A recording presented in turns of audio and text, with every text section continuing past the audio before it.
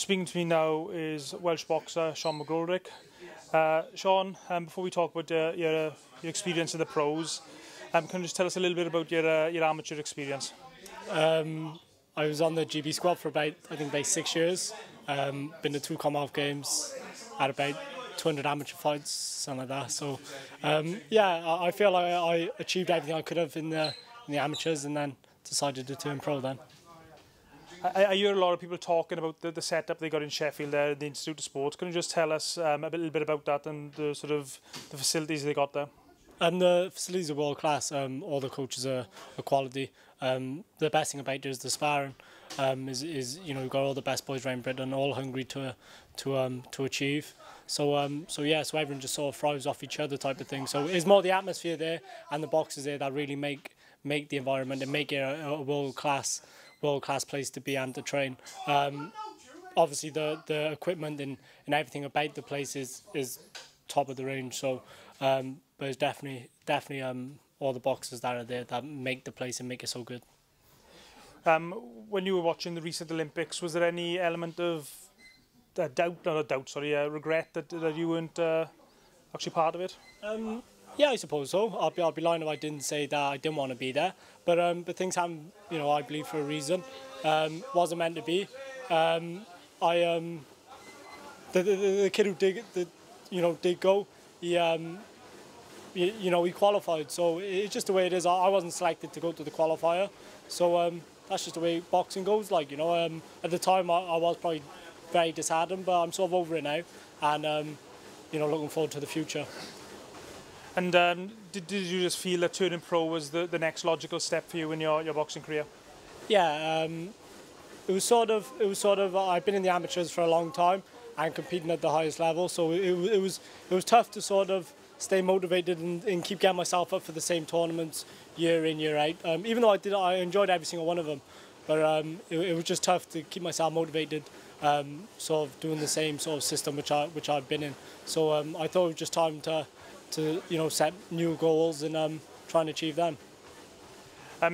You're one of the most decorated amateur boxers in Wales. You're very well known on the British boxing amateur circuit. So I suppose you could have probably picked any trainer in Britain to go with, or in the world probably. Can you just tell us why you decided to train here with Tony Borg in St Joseph's, Newport? I've been in St Joe since I think about 8-9 years of age. So it was sort of someone who knew me best, knew how to make me, knew what to change with me, what to make me a little bit better. He's been working with pros for a long time. He's got world class pros in here, so he's proven. He's been on the scene for a long time now. So a lot of people change from the amateur coach because they don't really know what to do in the professional sort of side of things, but Tony knows what he's doing, been involved a long time, so I trust him, so that was one of the main things. And of course you're training alongside guys like Lee Selby, who's a professional world champion, Andrew Selby, who was obviously up in GB with you. You've got quality sparring with champions at all different levels here in St Joe's. Yeah, exactly. Like I said up in GB, the best thing about it was the sparring. Down in St Joseph's is no different. We got world class sparring right there throughout the weights. We got some boys who are a little bit lighter, some boys who are a bit heavier, and we all learn off each other, practice things, and we always get quality sparring, and a lot of people come to the gym as well for sparring, and we get out sometimes as well and get to do some sparring in other gyms and stuff as well. So we get a good mixture of sparring, which is what makes the gym, I think. You've had 3 fights now as a pro.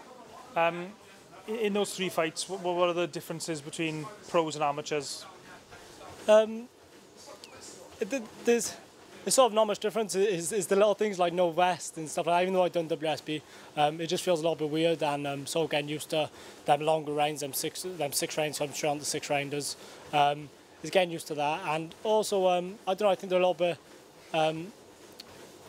It was more competitive in the amateurs, but then the pros make you work a bit harder. So it is more about trying to impress and look good against styles rather than sort of competing against each other type of thing, if that makes sense. A lot of the previous GB boxers have been sort of fast-tracked in the pros. So even though you've only had 3 pro fights, when can we expect to see you in a title fight?